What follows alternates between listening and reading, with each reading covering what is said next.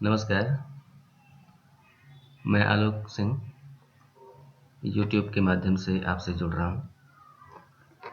आज से मैं इतिहास की कक्षाएं यहाँ पर प्रारंभ करूँगा। मुगल साम्राज्य से शुरुआत करूँगा और इसे स्वतंत्रता आंदोलन और 1947 तक ले जाऊँगा।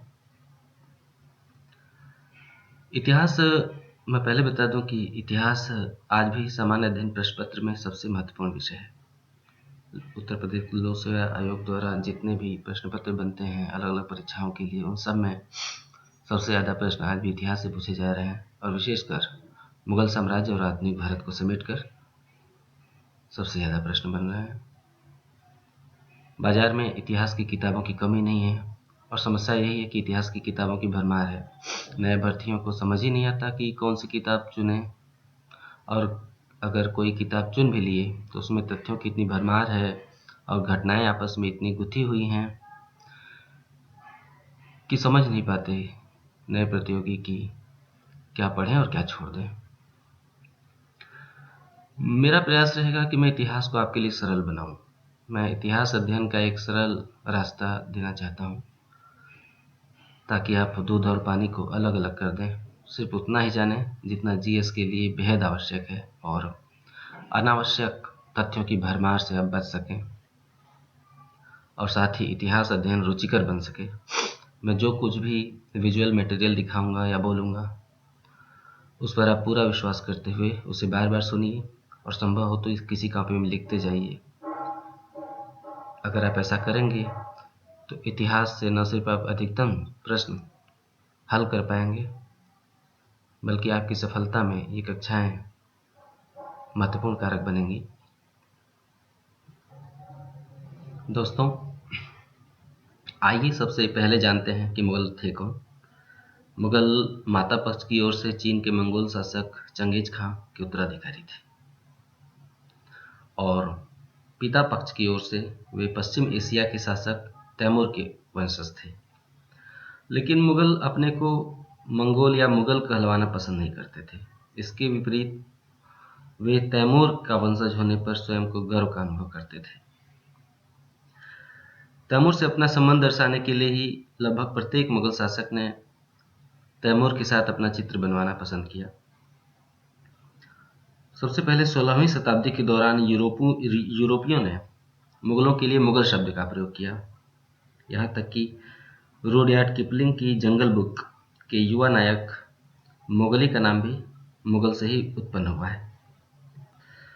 भारत में मुगल इतिहास बाबर से प्रारंभ होता है। बाबर मुगल साम्राज्य का पहला बादशाह था। बाबर का जन्म भारत से बाहर मध्य एशिया में फरगना में हुआ था। बाबर के पिता उमर शेख मिर्जा फरगना के रियासतदार थे और बाबर की मां का नाम था कुतलुग निगार खां।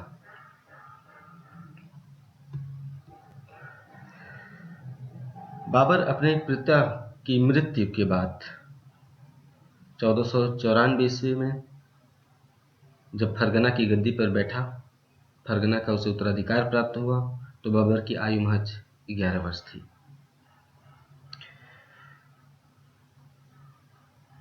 फरगना के उज्बेक शासक बाबर को पसंद नहीं करते थे और वे कैसे भी बाबर को फरगना से उखाड़ फेंकना चाहते थे। उज्बेक शासक शैबानी खान ने बार बार बाबर को पराजित किया। इसका परिणाम ये हुआ कि बाबर ने फरगना को पुनः प्राप्त करने का विचार अपने मन से निकाल दिया और इसी क्रम में वो अपना भाग्य आजमाने के लिए भारत की ओर बढ़ा।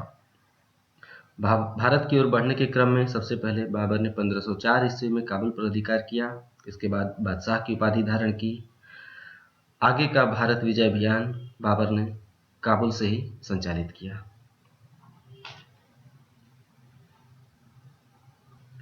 जिस समय बाबर भारत की ओर बढ़ रहा था उस समय दिल्ली सल्तनत पे लोदियों का शासन था और सुल्तान था इब्राहिम शाह लोदी। दौलत खां लोदी इब्राहिम शाह लोदी का ही पंजाब में सूबेदार था। दौलत खां इब्राहिम को पसंद नहीं करता था और उसे दिल्ली की गद्दी से हटाना चाहता था और इसीलिए दौलत खां लोदी ने बाबर को भारत पर आक्रमण के लिए आमंत्रित किया। बाबर ने अपनी आत्मकथा बाबरनामा में केवल 2 हिंदू शासकों का उल्लेख किया है, मेवाड़ और विजयनगर।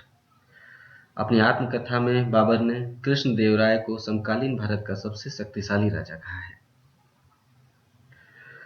1504 में काबुल विजय के पश्चात 1519 में भेरा के किले पर विजय प्राप्त करना बाबर की दूसरी सबसे महत्वपूर्ण सफलता थी। 1519 में भेरा के किले पर आक्रमण के दौरान ही बाबर ने सबसे पहले बारूद और तोपखाने का प्रयोग किया था। इसके बाद बाबर ने पानीपत के युद्ध में बारूद और तोपखाने का प्रयोग किया। भारत पर अपनी सत्ता को मजबूत बनाने के क्रम में बाबर ने 4 महत्वपूर्ण युद्ध किए। ये इस प्रकार हैं: 1526 में पानीपत का युद्ध, 1527 में खानवा का युद्ध, 1528 में चंदेरी का युद्ध और 1529 में घाघरा का युद्ध। 1526 में हुए पानीपत के युद्ध में बाबर ने इब्राहिम लोदी को पराजित किया। पानीपत के प्रथम युद्ध में बाबर ने तुलगमा युद्ध पद्धति का प्रयोग किया और साथ ही तोपों को सजाने के लिए उस्मानी विधि का प्रयोग किया। तुलगमा युद्ध पद्धति को बाबर ने फरगना में उज्बेक सरदारों से सीखा था। कहा जाता है कि पानीपत के युद्ध में विजय के उपलक्ष्य में बाबर इतना प्रसन्न था कि उसने काबुल के प्रत्येक निवासी को एक चांदी का सिक्का दान में दिया था। अपनी इसी उदारता के कारण बाबर को कलंदर भी कहा जाता था। इब्राहिम लोदी के बाद बाबर का सामना राणा सांगा से खानवा के मैदान में हुआ। खानवा का युद्ध 1527 में हुआ था। खानवा आगरा के ही पास है। खानवा के युद्ध में बाबर ने अपने सैनिकों का मनोबल बढ़ाने के लिए जिहाद का नारा दिया। जिहाद का अर्थ होता है इस्लाम की रक्षा के लिए धर्म युद्ध। और साथ ही बाबर ने मुसलमानों पर लगने वाले तमगा नामक कर की समाप्ति की घोषणा की ताकि मुस्लिम सैनिकों को प्रसन्न किया जा सके। खानवा के युद्ध में बाबर ने राणा सांगा को पराजित किया और इसी उपलक्ष्य में उसने गाजी की उपाधि धारण की। गाजी का अर्थ होता है योद्धा और धर्म प्रचारक दोनों। 1528 में चंदेरी के युद्ध में बाबर ने मालवा के शासक को पराजित किया। इसके बाद 1529 में घाघरा के युद्ध में बाबर ने बिहार और बंगाल की संयुक्त अफगान सेना को पराजित किया। बताना जरूरी है कि 1526 में लोदियों को पराजित करने के बाद लोदी सरदार पूर्वी भारत अर्थात बिहार बंगाल में अपनी शक्ति को मजबूत कर रहे थे। लोदी अफगान मूल के थे, इसलिए उन्हें अफगान सरदार भी कहा जाता है। इन्हीं अफगान सरदारों को पराजित करने के लिए बाबर ने 1529 में घाघरा का युद्ध किया। बाबर मात्र 4 साल भारत में शासन कर सका। 1530 में आगरा में बाबर की मृत्यु हो गई। आगरा में मृत्यु के बाद बाबर को नूर अफगान बाग में दफनाया गया। उसे ही वर्तमान में आराम बाग भी कहा जाता है। बाबर को बागों को लगाने का शौक था और नूर अफगान बाग का निर्माण बाबर ने ही किया था। लेकिन बाबर की इच्छा थी कि मृत्यु के बाद उसे काबुल में दफनाया जाए, इसलिए आराम बाग में दफनाने के बाद पुनः उसे कुछ वर्षों बाद काबुल में दफनाया गया। बाबर की आत्मकथा तुजके बाबरी अर्थात बाबरनामा तुर्की भाषा में लिखी गई है। बाद में अब्दुल रहीम खाने खाना ने इसका फारसी में अनुवाद किया। बाबर ने भारत में मुबैयान नामक एक पद्य शैली का भी विकास किया था।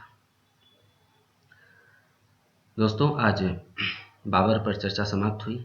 अगला वीडियो हुमायूं पर होगा, उसके बाद अगला वीडियो शेर शाह पर, फिर उसके बाद अकबर पर और इसी तरह एक एक अध्याय पर मैं चर्चा करूंगा आपके साथ। प्रयास करूंगा कि अधिक से अधिक मटेरियल एक दिन में मैं आपको दे सकूं।